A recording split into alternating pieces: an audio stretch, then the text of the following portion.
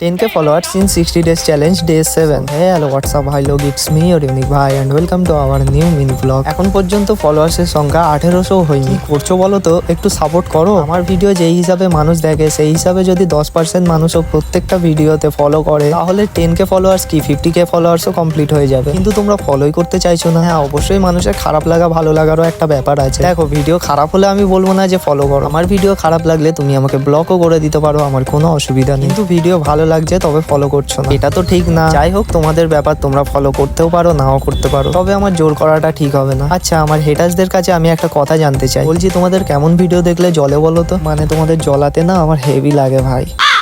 দেখো, হেটার্সদেরও কিন্তু খুবই কষ্ট হয়, কারণ তারা কত কষ্ট করে কত ভেবে চিনতে এক একটা ওয়ার্ড দেখে শুনে কমেন্টে এসে বলে। এটাও খুবই কষ্টের একটা কাজ। হেটার্সরা, তোমাদের পাশে কেউ থাকুক না থাকুক, আমি আছি তোমাদের পাশে। তোমরা জ্বলতে থাকো, আমি আরো বেশি জ্বলাবো, কথা দিচ্ছি।